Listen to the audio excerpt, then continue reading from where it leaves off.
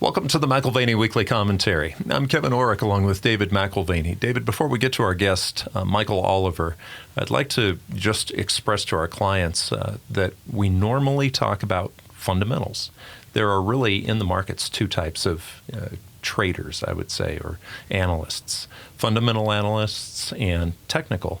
But the next couple of weeks, you'd like to include the technicals because oftentimes that's where you're making your decisions. Well, certainly when we're managing portfolios, both forms of analysis are critical to us. So MSA has been part of our analysis for years. And again, we blend both the fundamental and technical analysis. Of course, there's multiple schools of thought within technical analysis. So having kind of a broad picture and various inputs gives a healthy perspective, point and counterpoint. You know, it's almost building in the devil's advocacy into conversations in-house. And I would highly recommend folks who are intrigued by this to look at MSA as a service, as a subscription, and consider it as a regular read. It'll bring a unique insight into the markets. Yes, and if you'd like to see the material that we're talking about directly, go to olivermsa.com. And Michael Oliver will be happy to send charts and sample reports. That's right. Well, in 18 years of doing this podcast, we've had a lot of different guests on. We've had central bankers and academics and industry experts, professional bond traders, chief economists at Wall Street firms, even a few market technicians. Michael, we've read your materials at MSA for many years, but have been remiss in not having you as a guest. We're going to do 2 weeks back-to-back with technical analysts that bring a unique set of insights using different, but I think complementary models. Next week, we'll look at Elliott Wave. This week, we want to look under the hood at MSAs. MSA stands for Momentum Structural Analysis. We're going to look at your models and the implications of your analysis for a host of asset classes. So thank you for joining us. Let's follow up in 2026. And see how things are progressing. Okay, that'd be great. Well, I want to cover a lot of ground today. Ambitious, perhaps, but I'd like to cover currencies, bonds, equities, commodities, specifically gold and silver. I think we're at inflection points in many of these markets, and seeing them as a mosaic may be helpful. Can you start with exploring the importance of momentum and point to sort of the differentiating factors in your style of analysis? I mean, we're talking about structural messages in price action. Sure. Everybody looks at price charts. They draw lines. They look for, quote, structures, meaning like a 3-point uptrend line or a floor that's been used repeatedly by a stock or an index, et cetera. And when those break, they think, okay, that's actionable.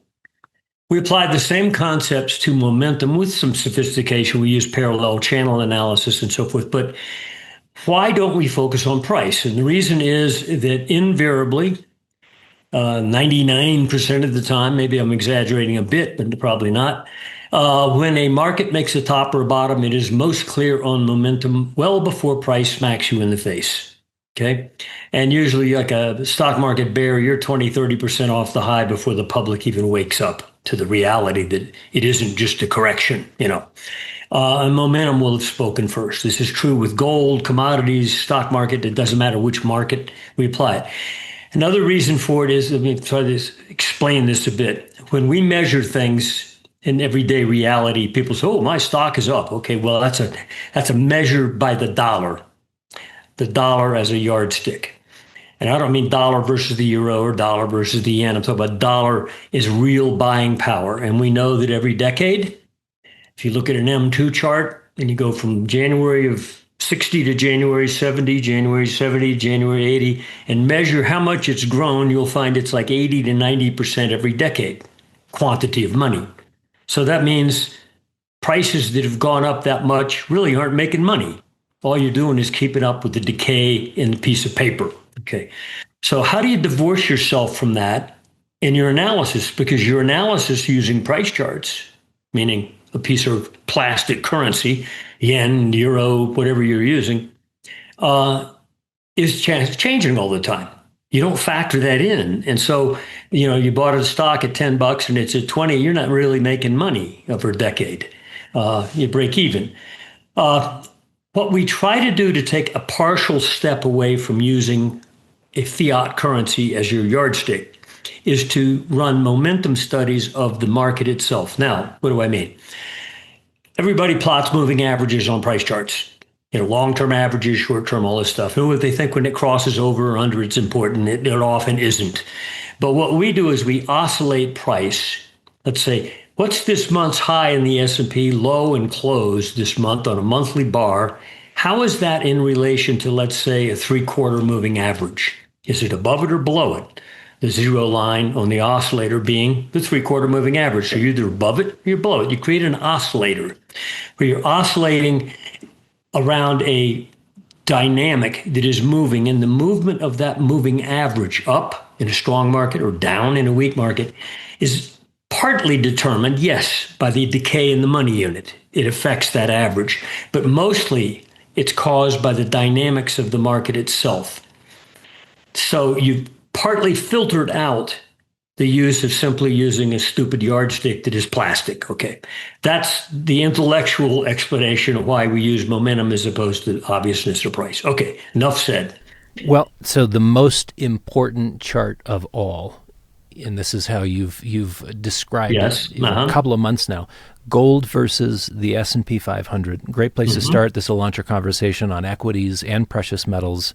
Yeah. Our listeners will be familiar with the Dow-Gold ratio. You choose the S&P. What does this chart imply, and what signal are you waiting for? Okay. Well, when we measure the gold, we use the front month futures active contract right now. That would be December gold. Okay. We take its monthly close, we divide it into the price of the S&P 500 and express that result as a percent. Right now, if you look at DC gold and measure it against the S&P, it's about 62% price of gold versus S&P. So you plot that on the oscillator, okay, on the spread chart, excuse me. And the spread chart merely measures price versus price. So it's not momentum, but it's a different way of looking at action between two markets. So what we're looking at is the difference between a monetary metal, the mama metal, and paper asset category that is arguably a bubble like we've never seen in 100 years in the U.S. stock market. Since 2009, the S&P has gone up a dozen-fold. The NASDAQ 100 has gone up 20-fold over a span of 15 years. You can't find a bull market in history that we look back and call a bubble, like 29 top, .com top, mortgage market top, and 2000. Those are all called bubbles, but they're trivial compared to what happened over the last 15 years in terms of multiple gain and span of time. And when you look at M2 or you look at Fed funds rate chart, you can sit back and say, no wonder it went up. Cheech and Chong time, free money, okay? And it happened to go into the stock market, which often it does.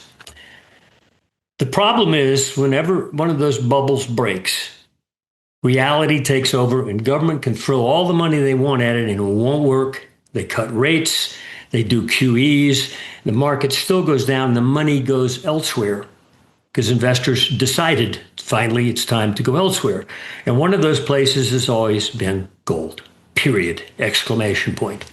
The 29 to 32, you couldn't buy gold because Roosevelt, illegalized it. Okay, it was banned, seized. But home state mining went up like 1,000%. Okay, when the market dropped 80-something%. Okay, so anyway, right now we want to measure that spread because we want to know when there's a technical breakout that says, okay, not only is gold doing better than the S&P, like it has actually over the last 2 years dramatically, but it's broken out through something significant. And when you plot that spread chart, and you go back, in 2011, gold peaked. Its performance dropped after that, especially in 2013. That's when gold really started to collapse in price. So its relative performance to the S&P was in collapse mode then. Dropped down toward 50%. Since 2011 through 15, when it made its price low in 15, you can plot from rally highs on that spread. You'll see where gold surged in performance and then pulled back, surged in performance. But it built a large, now 11-year wide base that any guy with a crayon and a ruler could plot if he were plotting the spread chart. You are now out above the 4-point trend line that defines that base. In other words, you close the month, 5 days trading days left, because there's a holiday next week, 5 trading days left, up 60% or higher, and right now we're about 62, I think, at last I checked, and maybe even higher than that. You got a breakout. So what that spread chart's saying, if you just walked into the room and somebody plopped that on the table in front of you and didn't tell you what it was, you'd say, hey, this is breaking out. I got to buy this. Okay. What it's telling you is this is a fresh, massive multi-year breakout of one asset versus another. Meaning for the people who argue, hey, gold's old, it's overdone. Elliott Wave says we got to do this, that. It's only just begun. That spread is announcing this relationship is now breaking out.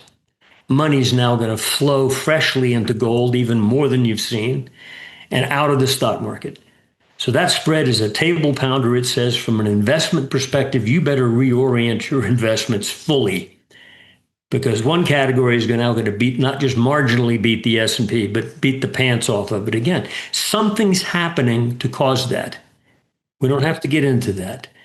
But that's a main table pounding chart we're looking at. You could throw all your other charts away. That's the one that's most important. Okay, so the S&P gold chart, most important chart to watch, price spread breaking out over 60% for the month.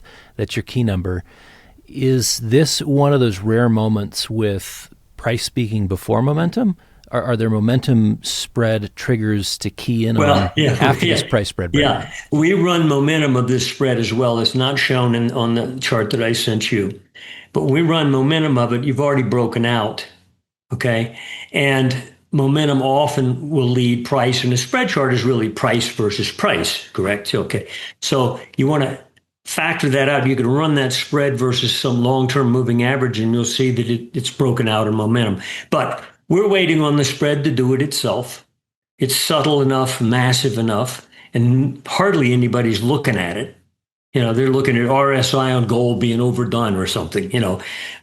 Anyway, that's a table pounder, and it says there's a major asset class shift only just beginning between not precious metals, monetary metals, and the stock market. By the way, if you plot that same chart versus the Dow Industrials, going back 2013, like that chart does, or against the New York Composite Index, very broad indices, that when the Dow is not front-end loaded with 2 or 3 AI stocks. Yes, it's got them in there, but they're not so front-end loaded like the NASDAQ 100 or the S&P. And the New York Composite is certainly not front-end loaded with AI stocks. Gold's already broken out versus them. Yeah, so it's on the move. You're looking for kind of final confirmation with the S&P, which has been... Yeah, it's not the lead. The NASDAQ 100 is the leader index, but I'll take the S&P because it's heavily distorted to its top. You take the top 3 or 4, mostly AI related stocks, tech stocks, and they constitute like 30% of the whole index. And for the NASDAQ, the same group constitutes 50% of the whole index. But why even call them indexes? But anyway, okay. Anyway, it's a major asset class shift. Pay attention to it. So off the 2015 lows, gold has risen fourfold. Some technical analysts argue for a correction to the breakout at 3,400. Yeah, right. Before a resumption of the uptrend. Is this time, or I should say, if this time is different, why is it different? We've seen a lot of boom busts in the stock market, and those usually generate, in fact, they always generate horrible data points, mostly after the market is broken substantially. Then suddenly, you may have had a trickle of some negative here, negative there, but the avalanche of blood in the data points comes, let's say, 20, 30% off the high when people finally say, oh gosh, it's not a correction. Okay. I think we'll know that. I think the average Joe on the street will know that next year. Not necessarily between now and the end of the year. I think we'll position ourselves for more disaster next, for the S&P I'm talking. But right now that spread is saying smart money is already moving. Something's happening here. And we already know there's some big asset managers who've expressed, I think it was Morgan Stanley or Goldman Sachs like a month ago said, hey, the 60-40 rule should be changed. Instead of 60% stocks, 40 T-bonds, it should be 20% bonds, 20% gold. It really should be more like 60% gold, 2020 from our point of view. But that's a hell of an admission from a massive, a firm like that. That's a hard swallow for them to take, to admit that. But frankly, the T-bonds have not been at all an alternative. Look at what's happened this last week in the stock market. T-bonds are doing nothing. They're picking their teeth. Well, I want to come to Treasuries in a bit. Go ahead. From a supply and demand perspective, gold has been propelled in large measure by central bank buying in recent years. How would you weight that gold S&P 500 breakout as an improvement in the spread? Is it driven by S&P 500 weakness or improvement in the gold price, or are you getting both numerator and denominator? Well, S&P has been strong during that time. Okay, since 2015 on up 10 years, it's gone up. Okay, gold's just beat it pretty good. That's all. People don't recognize that. They're only now recognizing it, and yet they're putting out disclaimers like it's got to correct because the Elliott wave says so, or it's had too much. By the way, context. If you logarithmically ratio scale prior bull markets in gold since it was legalized under Ford in 1975, there have been two big bull markets. There were 8-fold moves measuring from bear low to the bull high. 1976 bear low at around 100 after having been at 275 to the 1980 high was an 8-fold price move. Up 2001, it turned up from lows around 260 and went to 1920, another 8-fold move, spanning a different amount of time, but still 8-fold. We started from a low at 1,050 in December 2015. The math says, if I'm just going to match what I've done twice before, I'd be well in the 8,000s. Okay, so even from that perspective, we're only halfway to doing what we did then under conditions then that don't compare to what's built up now in terms of the size of the stock market bubble, certain economic flaws that are about to be exposed, that are hinted at sometimes but not fully, other ambush type market events, which we've defined, such as within the financial sector. We've been watching key components of XLF. And by the way, XLF, the financial sector, when the S&P came back and made a new high after that April low, financials did too, but it was trivial. And now they're back below the highs they saw early this year, late in 2024, XLF is. S&P would be at 6,100 if it did that. Also, Bitcoin. We've been bearish on Bitcoin, defining that it could crash a couple months back, because it had a quarterly momentum trend structure that if you looked only at it, forgot the price chart of Bitcoin, which was alluring, to everybody, you had a structure on Bitcoin quarterly momentum. That's when you plot each month's bar versus the 3-quarter average at the zero line, meaning it kept coming down to its 3-quarter average since 2023. There were 3 prior hits on that average, so that on the oscillator, you had a floor at the zero line. Boom, boom. You didn't see it on the price chart, okay? You blew that when you went through 101,390 a couple weeks ago. Where are we now? 86,000, okay? It's only been a handful of days. We think Bitcoin's going to crash or nearly crash, meaning rapidly move to around 60,000 before it completes this particular decline. Now, it may take 2-3 months or it may take another 2 weeks. But that's going to have wave impact on the stock market. Why? Because Bitcoin didn't used to be, but now people are up to their hips in it, companies included. Even Visa, which has broken quarterly momentum last month.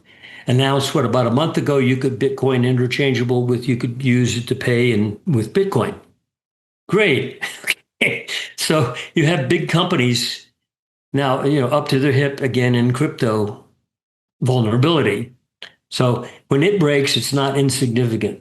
And there's a lot of things out there like that. Commercial real estate's another one that you could look at AI all you want and it's breaking too.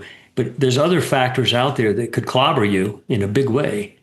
So the gold silver ratio is your number 2 chart to watch. And yes. Something we've traded for decades. We look at 80 to 1 seems to be a line in the sand. That corresponds to your 1.25% momentum trigger, silver price expressed as a percentage of Yeah, the gold we price. do it a different way. Yeah, right. Yeah. That spread, you've got the chart. Um, yeah, yeah, and what it shows is week to week closes. Remember back in 2020 when gold and silver surged from a March low up till late 2020, silver doubled in price basically, and gold went up 40%. So naturally, silver spread shot up. It outperformed gold. But since then, remember, they went into this range bound situation since 2020 highs in gold. In fact, it was just above 2000 and it's like stayed there for a couple of years, with the worst drop being 20% in price. But it basically went into a range. But in that time, silver and the gold and silver miners retreated marginally, staircasing, while gold went sideways. So they underperformed.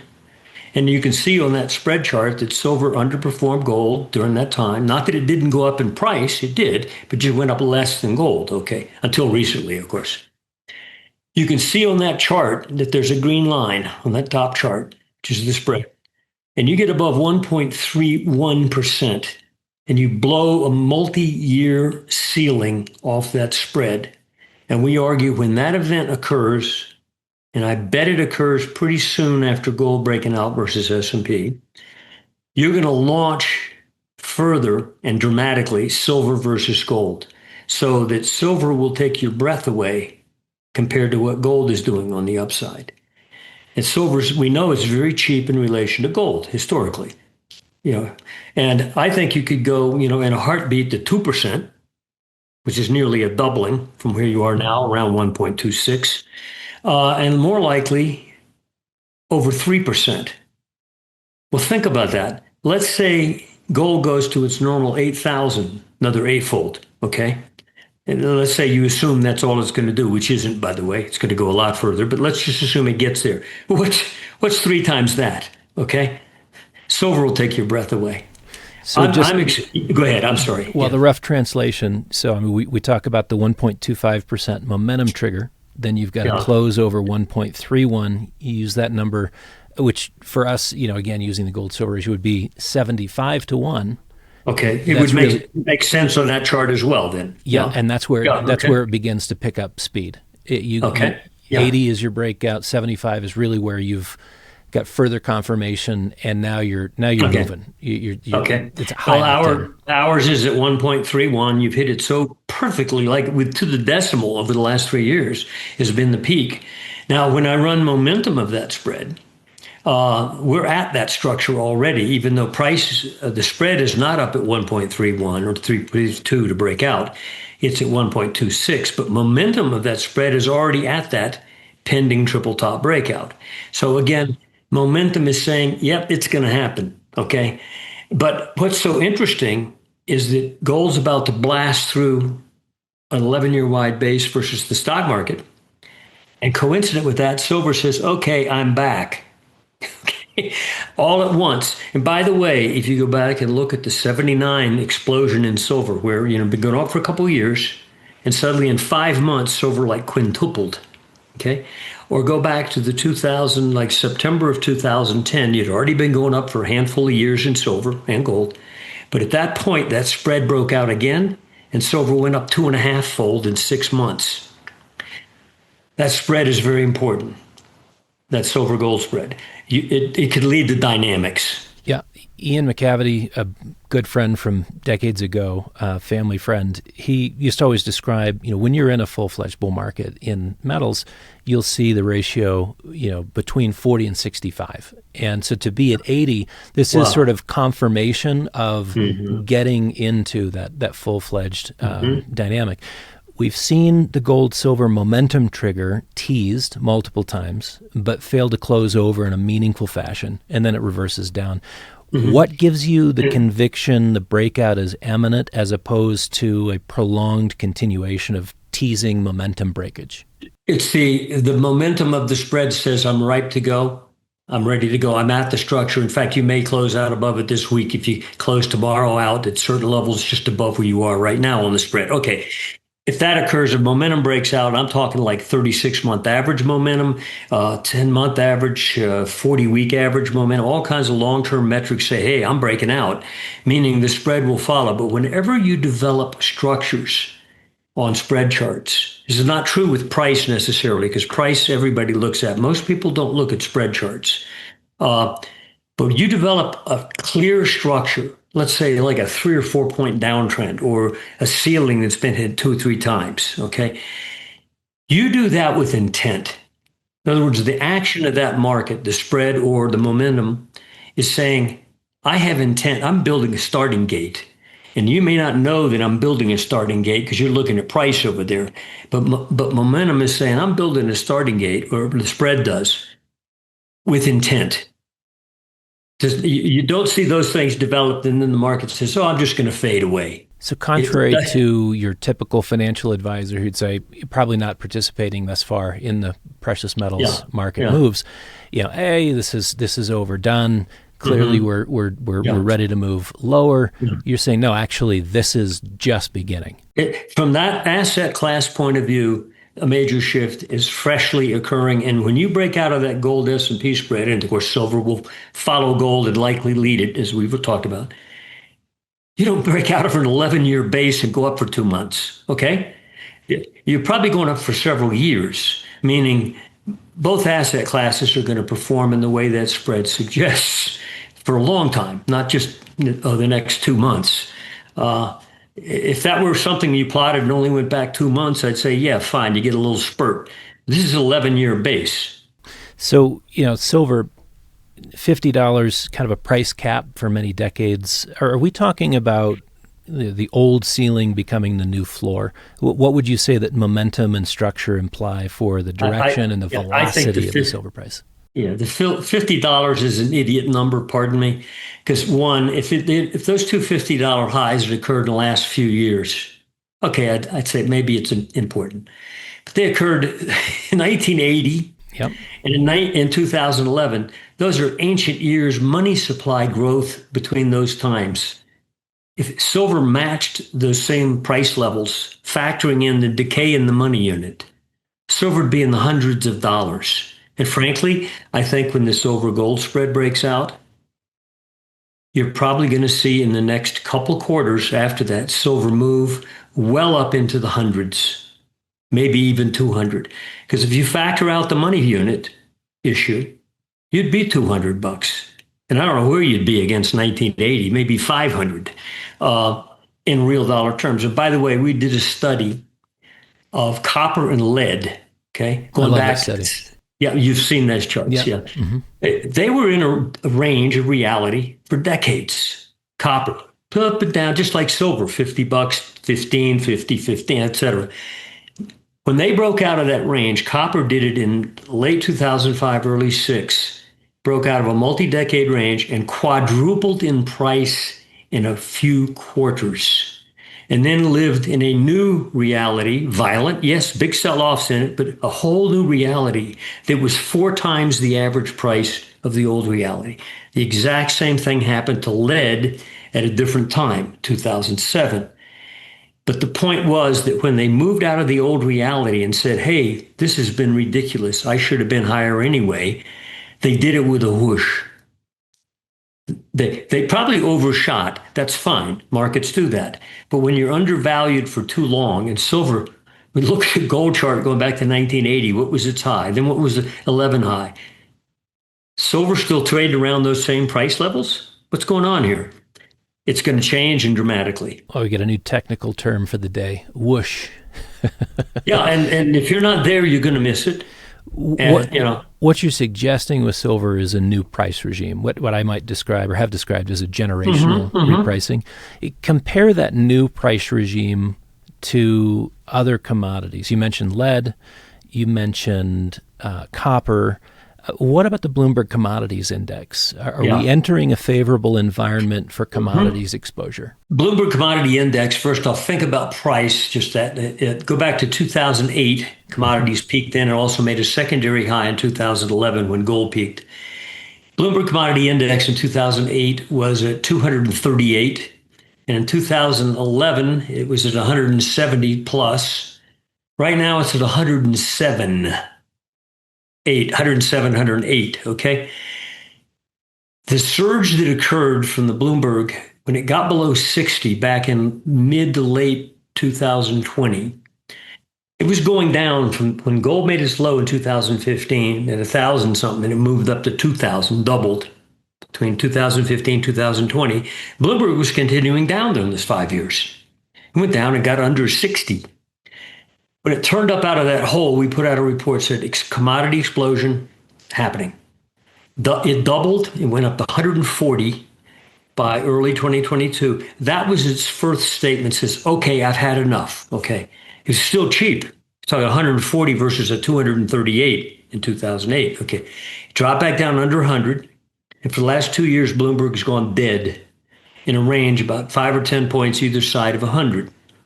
You broke out in October of a momentum base that says second wave commencing. Okay. Right now, that was at 106.52 was our trigger number.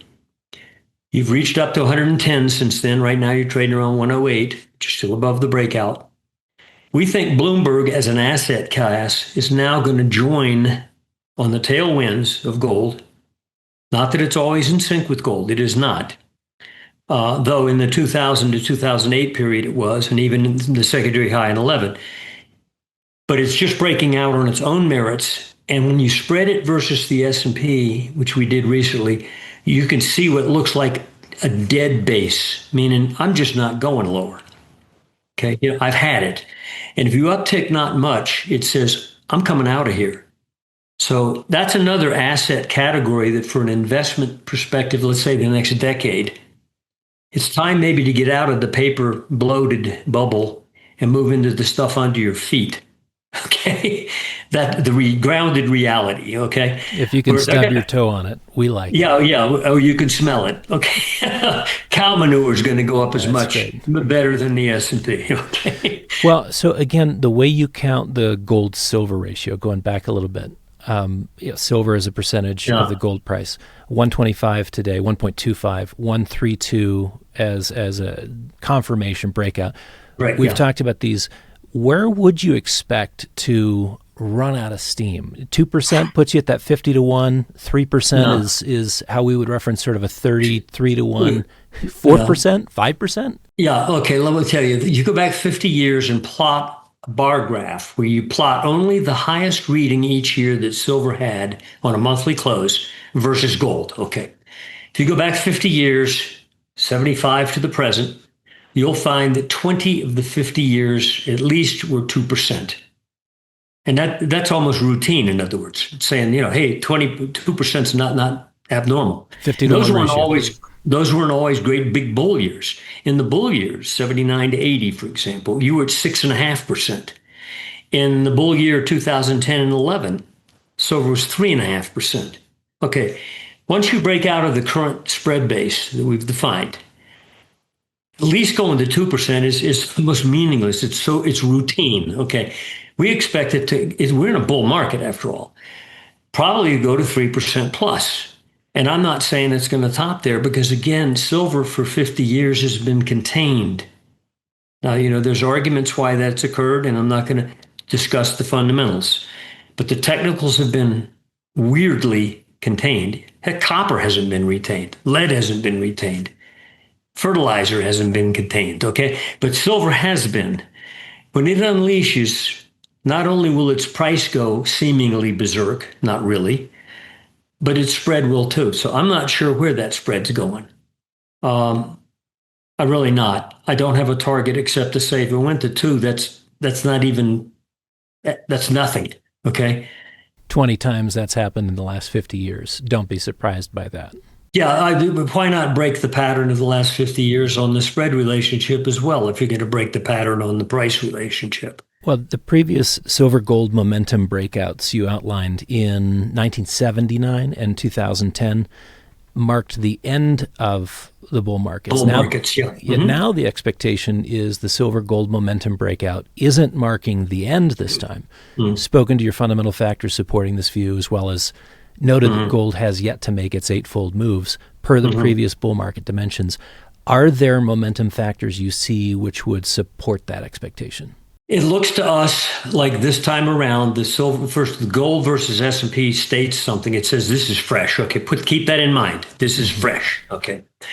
The public will realize that when they realize that, the S&P is only up, right now, about 10% on the year, something like that, maybe, and gold's up, gosh, okay. And my buddy down the street, my granddad told me to collect those gold coins, and I didn't do it, okay.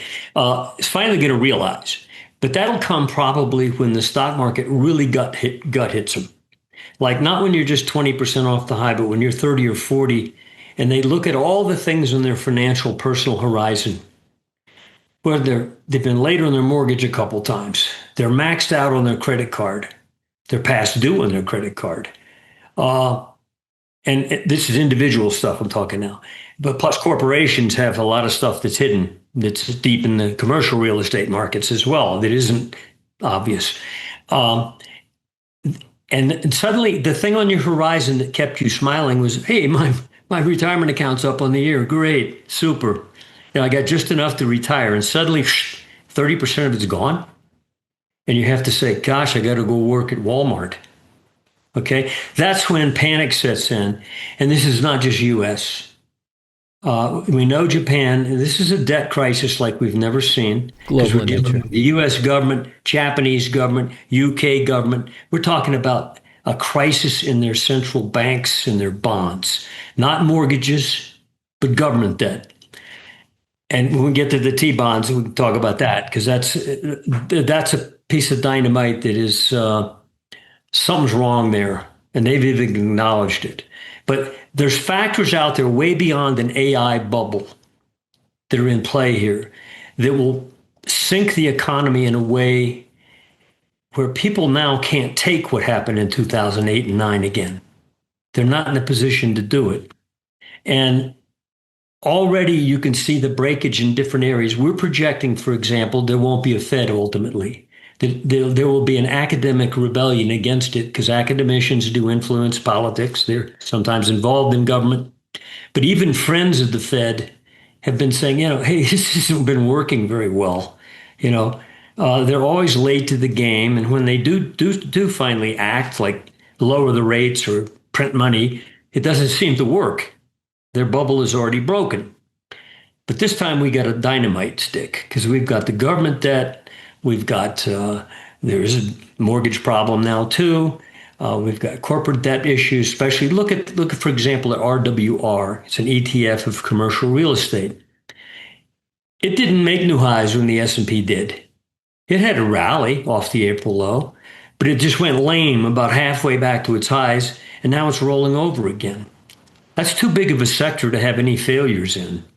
And there's some that are close because they're heavily into debt, commercial debt. And we got the government debt. Now, we had the president of the New York Fed, I think his name is Williams, like a week or so ago made a statement. And you don't make statements like this without prior approval. The Fed is going to probably start buying T-bonds, buying bonds, he said. He didn't define it any better than that. And he said his reason wasn't because they want to cut rates. It's not nothing to do with the economy. It's just the, quote, illiquidity. That was his way of sidestepping further questions. When they make a statement like that the Fed is going to print to buy government bonds, where's the money come from? Okay, they're gonna buy it. Not mortgages. Back in the COVID event, remember, they actually went in and bought ETFs of commercial real estate, commercial debt ETFs, and helped boost that rally. This time we're talking about buying U.S. government debt. What's wrong there, guys? It has not been the 40% alternative. You had this huge drop in the S&P today, and you've had big slabs over the last week. You look at the T-bonds, they didn't even wake up. They didn't rally. What's going on? Well, and maybe that's what Mike Wilson at Morgan Stanley is looking at. The dynamics have shifted. They've shifted now for a couple of years. You go back to 2022, same dynamic. Yeah. You had stocks and bonds selling. No recovery. No recovery. Yeah. So it's not a hedge for your portfolio. So coming back to gold, Gold relative to XAU, your thoughts? Okay. Just like gold drop versus the S&P, during the 2000, especially starting in 2008, and then especially as gold started to collapse in 2012, 13, 14, 15, XAU collapsed off the page. The gold miners in general, gold and silver miners in general, GDX or XAU, collapsed to effectively zero. I mean, it went, let me put it this way. If you measured XAU back in the 80s, the 90s, 2000 into about 2008, there was a range of performance readings where plot monthly close, XAU divided into an ounce of gold, where it was living in a range from 17.5% of the ounce of gold, XAU, to 30 plus percent. It's living in this like 15% range, up and down, up and down. That was its reality of performance. When the collapse came, it went to 4%. I mean, if that were a price chart, you'd say, hey, is it going to go to zero? Well, of course it can't. You know, they produce the stuff, okay? Since then, you've gone from that 4% low with a couple highs up above 8%. And right now you're in the 7% area, okay? You ever get XAU out above that 8% again, divide XAU into an ounce of gold. And we've had strength in XAU, you know, since about April, May. They surged more than gold did. Now, recently they've had violence, but they're out above the 2011 high finally. Okay. That spread is firm, but it's not at breakout. You get above that 8% level one more time, you're going to break out of a decade-wide base with the gold and silver miners, because XAU includes both, where there's nothing between you and that 8% level and 17.5%. You look at that spread chart and treat it as a price chart, and you'd say, hey, this guy breaks out, it's open field running. Before you even bump anything, it might be, in other words, you could double and a half the miners versus gold over the next year or so. With gold performing well. Just gold performing well, them beating the pants off gold. So my preference is silver, gold, silver miners, then gold, that order. You know, I mean, it probably doesn't even need to be stated, but XAU relative to S&P, you know, it's similar to similar situation. Yes, you're right. You're dead right. It's slightly lagged to the gold S&P spread, but it's not far. It wouldn't take a lot for it to produce a breakout month as well. Yeah, and you can see just in price performance this year, you've got the miners indexes up 120% versus 10-15% for the S&P. And we have yet to break out, which is the intriguing piece. Of the spread. Yeah, you're quite right. And when that makes a statement, that's another table pounder, because it says, hey, if you don't want to buy gold, you don't want to buy silver futures, you don't want to buy silver bullion ETFs, you got miners, they have earnings, get checks or dividends. Newmont pays pretty good, I think, and it went from what, 30, 40 bucks to all of a sudden, bang, 90. Didn't shock us because momentum said it was likely to explode. But that's the kind of behavior. What if they're undervalued still, which they are, relative to gold and relative to the S&P? If they break out of those spreads, wow. That's another technical phrase. We've got whoosh and we've got wow. We're working on our vocabulary. Yeah. So Treasuries skip the Fed policy, short-term considerations, breaking news headline stuff. Mm-hmm. What is developing in the U.S. Treasury bond market? Okay. We measure the 30-year T-bond futures. They've been around since I got in the future side of the business in 75. I think they started in 76 or something. Anyway, they measure 30-year bonds, and they're not affected greatly by Fed policy. Fed policy affects short end. In fact, when they had past rate cuts a year or so ago in September, and then recently, T-bonds yields went up. Okay. Yeah. And when you look at the price chart of T-bonds, they dropped from a 190 level in 2020 down to 117, and like you said, in 2022. You could draw a line sideways on price, meaning high on yields. And we've been laying either side of that line for 3 years now. No recovery. There have been 3 efforts to recover, and each one of them has been a dud, meaning to drop yields or rise price. Right now, we're trading around 116. You ever get down to 111 and a half, put your helmet on. That recent lows this year have been just above 110, but you get to 111 and a half, expect a downside panic, the kind that would garner headlines and Fed attention. Your focus is on technicals. I mean, when you slide over to a fundamental conversation, you begin to make sense of why it's showing up in the technicals. You have $2 trillion in debt. We're not in the middle of a war. This is not a global pandemic. This is not a recession. And yet this is levels of spending ordinarily seen in those. It's not just us. Yeah. No, it's not just our, you can't have this event even in Japan. You can't have a country like that sink. Because, even the new prime minister, the woman who's a Trump-like person, she said, we're going to print. My gosh, you would think that's coming from somebody else than a Trump-type person, a conservative. Instead, it's print all the money you need to save this damn debt market. Whoa, what does that mean? Yeah, I mean, and watch the yen. She says print the first time it's 152 to the dollar.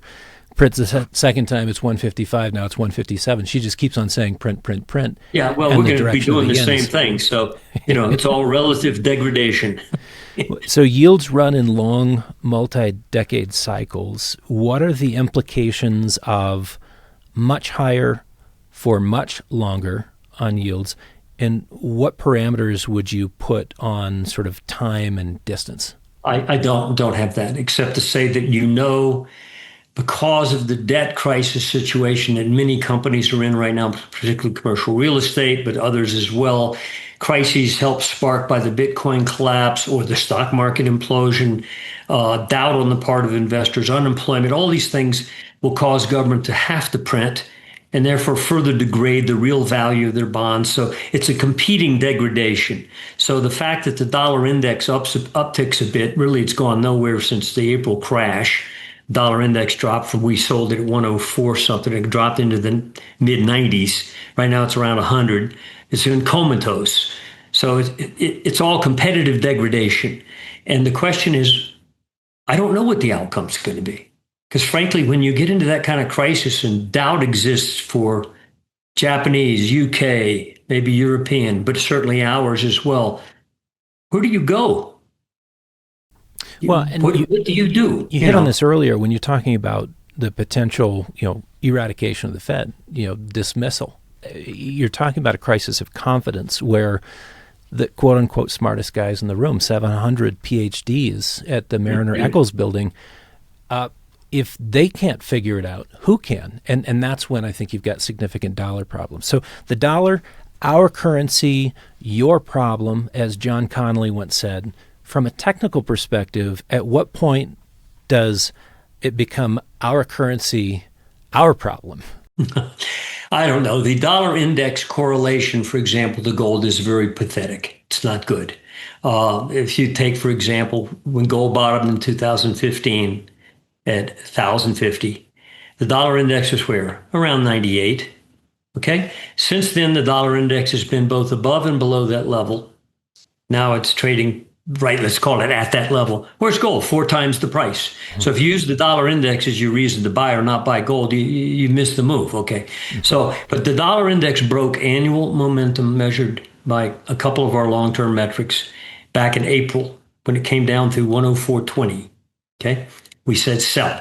It plummeted into April, just like the stock market did, by the way. Keep that correlation in mind. January through April, May, and so forth, just like the stock market. And when the stock market rallied, what did the dollar quit doing? Going down. It tried to rally, but it's basically been spinning its wheels all year long, either side of, let's say, 99. So it's really not had any action, and yet it's broken. We think probably it's going to break more and go down and even challenge the lows at 70 that occurred decades ago.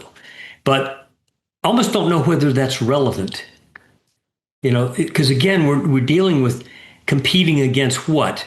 Well, heck, you take the euro and the yen, they constitute 70% of the dollar index. Is that really an index?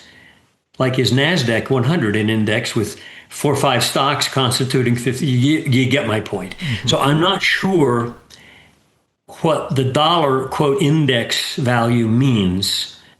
I'd rather look at M2 and what the real buying power of the dollar is. And it sucks. Okay. When your granddad built a house that cost $4,500. When your dad built one, it was $45,000. Median home price now is $450,000. But we're all What's going wealthier, on? right? Yeah, we're getting rich right now. It's meaningless. Well, we did cover the S&P relative to gold, but tech leadership has been the critical aspect there. Maybe you Yeah. could comment on some of the equity market leaders, the Yeah. NVIDIAs, Microsoft, some of the AI names, which really are Yeah. dragging the index prices higher. Well, right now they are, and they've doubled what the S&P did since 2009. So they're definitely the leaders. This was true at the dot-com high. And what happened from 2000 to 2002? S&P had 50% drop, NASDAQ 100 dropped 82%. And by the way, it took NASDAQ 100 until the year 2016 to even get back to the nominal price high it saw in 2000. In real dollar terms, it probably took till 2020 to get back to the real dollar. Okay, you get my point. So yeah, ultimately AI will be weaker, or tech will be weaker than the broad market. Whether it is right now is not a big issue. It's just sort of catching up. Okay.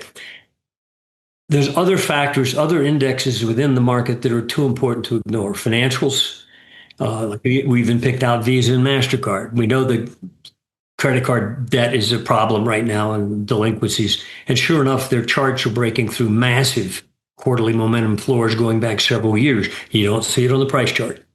Bitcoin's joining in. Suddenly, financial repercussions there.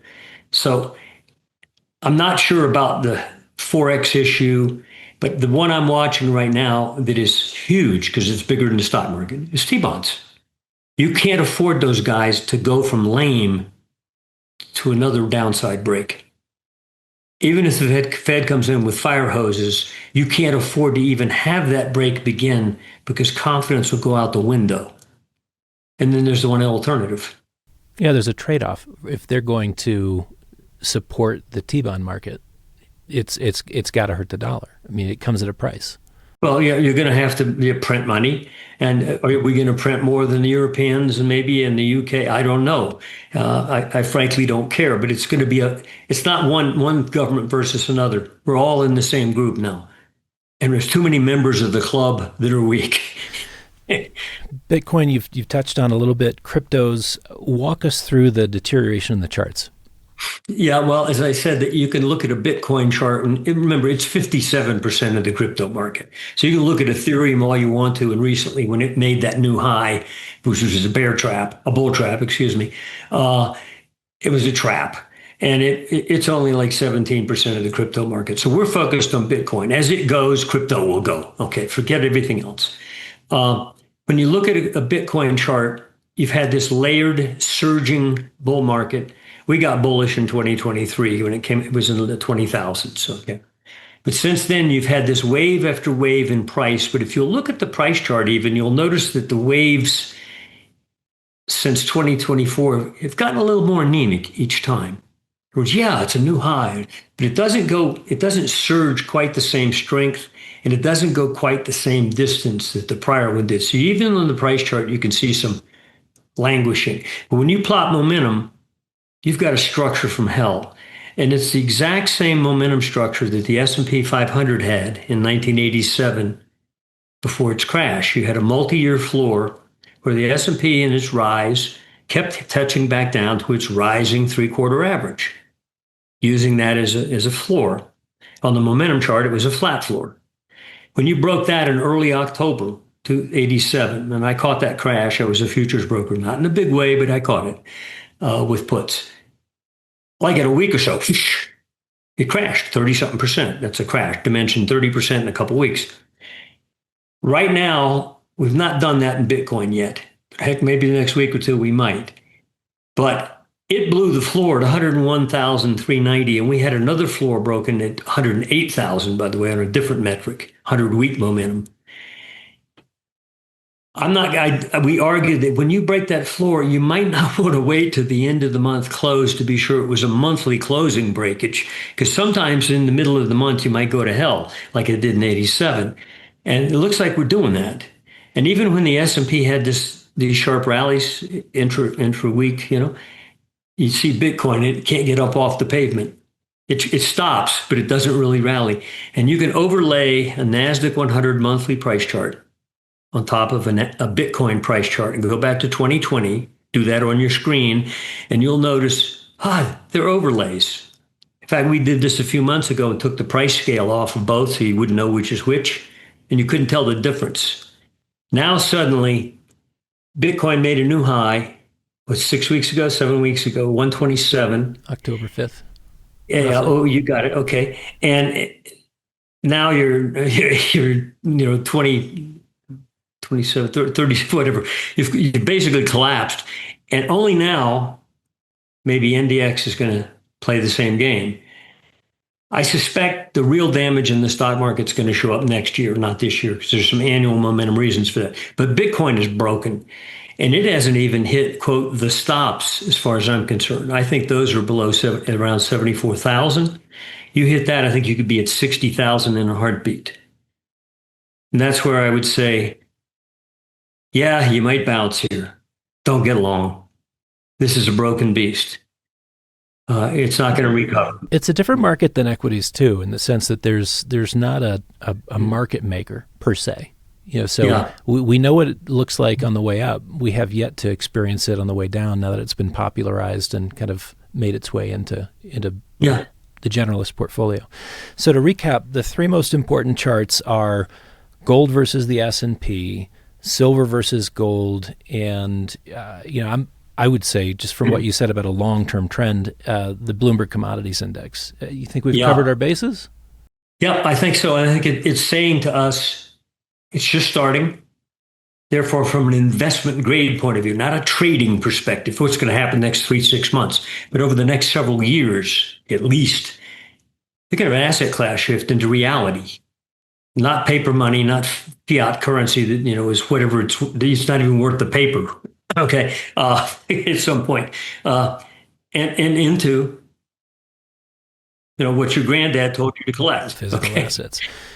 So the most important breakdown and trigger levels for those that are allocating assets, from now to the end of the year, how would you, if you have one action point to take, pay attention to these breakdown and trigger I would say that if you're not heavily into monetary metals, and even the base metals are acting well this time because Bloomberg is. Copper is correlated not to gold, but it's correlated to Bloomberg.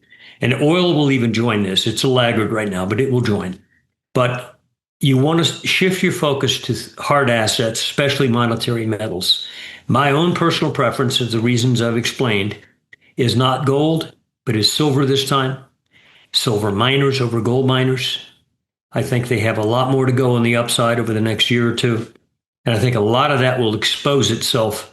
One, when you break the gold S&P spread out, which I think might be this month, might be next Friday, okay? And two, you break that silver gold spread out over 1.31, like 1.32%, even a weekly close there. Put your helmet on, emphasize silver miners, and begin to shift into investments that are related to hard assets, commodities, agricultural commodities, stuff like that.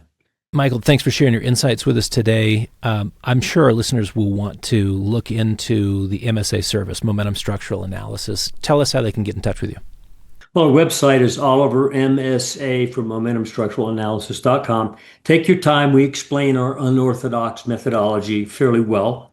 Give a lot of archival reports showing tops and bottoms in the stock market, for example, what momentum said. But if you want some sample reports, just email me. You'll find me on one of the pages in my email address and send you samples.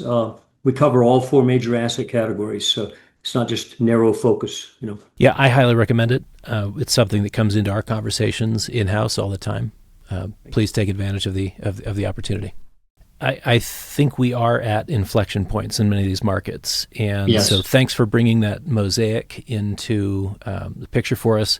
Let's touch base in 2026 and see what we see as follow through. Thank you. Well, what a great interview. I'll tell you, I want to at least go back and look at those three charts that we're talking about, those what he called table pounders. Right. The commentary has been going for 18 years now, and what we've tried to do from the first show till today is provide context for people making their most important financial decisions. Right. And I think today's interview certainly adds to that. You've been listening to the McAlvany Weekly Commentary. I'm Kevin Orrick along with David McAlvany and our guest today, Michael Oliver. You can find us at McAlvany.com. That's McAlvany.com. And you can call us at 800-525-9556.